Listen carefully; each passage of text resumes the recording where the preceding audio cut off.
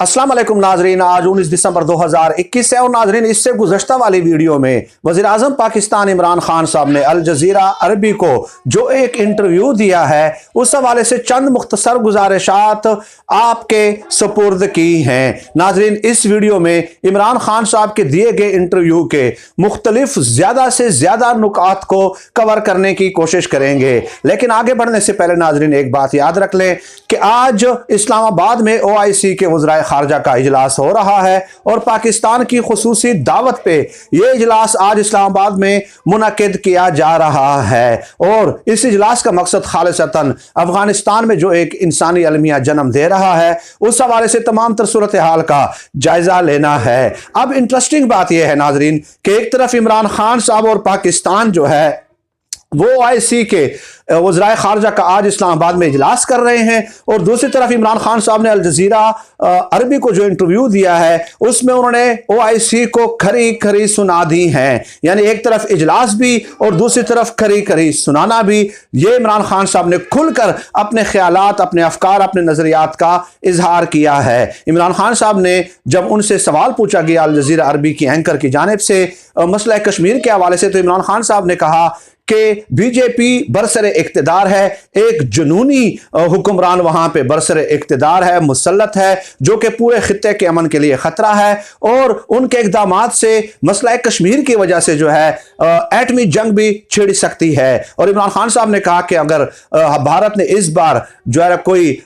इकदाम उठाने की कोशिश की तो 2019 तो उनको याद है ही, लेकिन 2019 भी उनको भूल जाएगा। इस बार पाकिस्तान भरपूर जवाब देगा। और दूसरी तरफ इमरान खान साहब ने यह कहा कि इस्लामी ममालिक से हमने रिक्वेस्ट की मसला कश्मीर के हवाले से कि वहां पे इंसानी जानों का सवाल है। तकरीबन 80 लाख लोगों को भारतीय गासिब हुक्मरानों ने जो है जेल में कैद कर रखा है। पूरे खित्ते को उन्होंने, मकबूजा कश्मीर के पूरे खित्ते को उन्होंने जेल में कन्वर्ट कर दिया है, लेकिन उसके बावजूद भी इस्लामी ममालिक के सरबराहान ने हमारा साथ नहीं दिया है, गोया खरी खरी सुना दी है। और दूसरी तरफ यह भी कहा कि जो शरीफ और जरदारी खानदान थे उन्हें देखकर मैंने फैसला किया कि मैं सियासत में आऊंगा, क्योंकि ये लोग हुक्मरान बने थे, सियासत में आए थे, इख्तिदार में आए थे इसलिए कि उन्होंने करप्शन करनी थी और अपने जाती तिजारत को और अपने जाती मफादात को बढ़ावा देना था। चुनाचे उनको देखकर मैंने सियासत में आने का फैसला किया कि आखिर कोई तो हो जो इनका रास्ता रोके, कोई तो हो जो उनके सामने चैलेंज बने,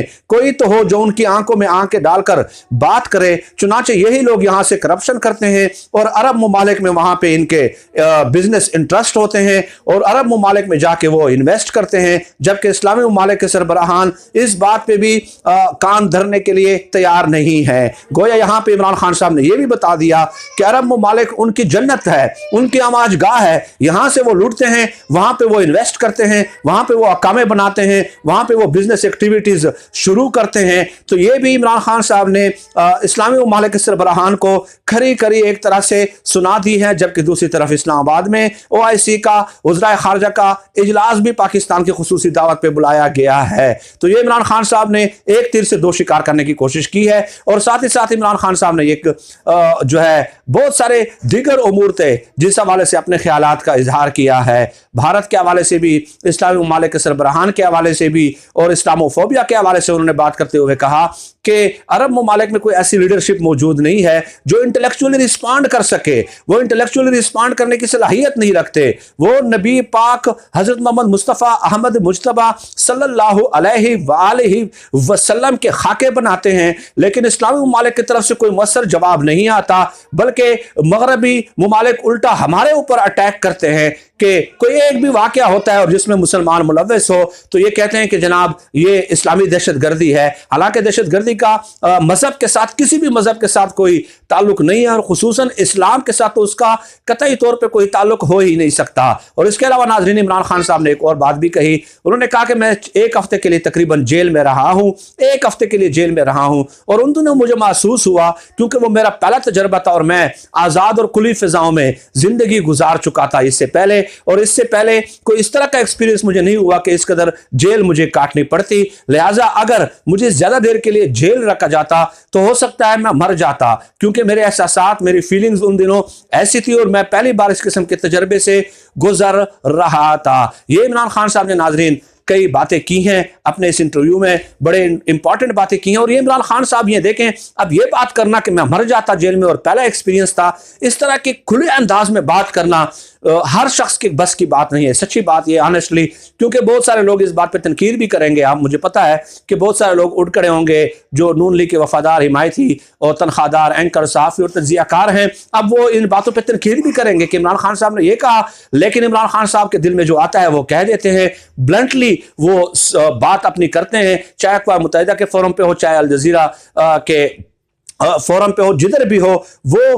अपने ख्यालात का इजहार खुलकर करते हैं और तनकीद की परवाह नहीं करते। You must always welcome criticism. Criticism को आपने हमेशा वेलकम करना होता है। यही एक जमहूरी जहन की निशानी होती है। जो तनकीद बर्दाश्त नहीं करता, उस शख्स के अंदर अपने इस्लाह की जुर्रत मौजूद ही नहीं होती, ना ही वो कभी अपनी इस्लाह कर सकता है। तो यही एक पहलू है इमरान खान साहब की शख्सियत का, कि जो दिल में आ जाता है वो कह देते हैं और उसकी कतई परवाह नहीं करते कि उसके ऊपर क्या कोई जो है ना कोई कमेंट करेगा या क्या क्रिटिसिज्म करेगा। तो ये अल जज़ीरा जो अरबी को उन्होंने इंटरव्यू दिया है, उसमें नाज़रीन बड़ी इंपॉर्टेंट बातें कही हैं, बड़े खदशात का इजहार किया है। OIC को, मगरबी ममालिक को, भारत को, सबको लताड़ा है। शरीफ खानदान को जो है ना उन्होंने लताड़ा है, और शरीफ खानदान और UK, शरीफ खानदान और अरब कंट्रीज, उनके गठ जोड़ को भी बेनकाब किया है और ये बताया है कि किस तरह ये लोग जो है चंद खानदानों को तहफ़्फ़ुज़ देते रहते हैं। और नाज़रीन ये भी एक फैक्ट है कि इन लोगों ने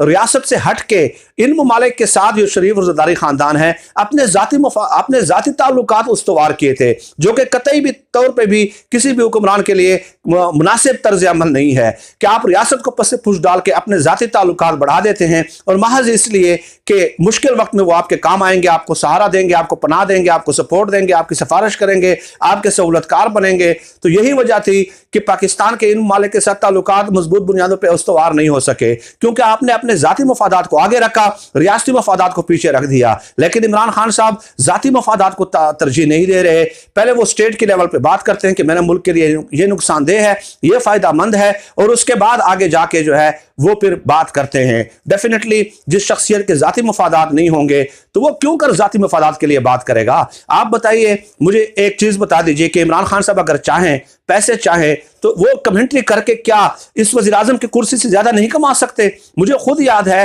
कि एक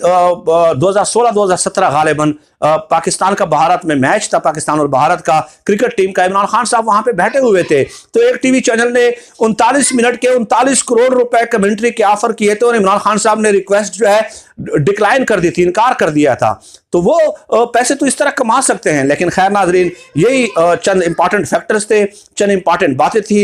इस इंटरव्यू में जो मैंने आपकी खिदमत में पेश कर दी। बहुत सारे पहलू यकीनन उसमें से रह गए हैं, मिसिंग हो गए हैं, जो किसी और नशिस्त में इंशाअल्लाह ताला हम कवर कर लेंगे। आप सब लोग अपना बहुत बहुत ख्याल रखिएगा। अल्लाह पाक से दुआ है कि अल्लाह पाक हमें खल्क़ खुदा के लिए आसानियां पैदा करने की तौफीक अता फरमाए। आमीन या रब्बिल आलमीन।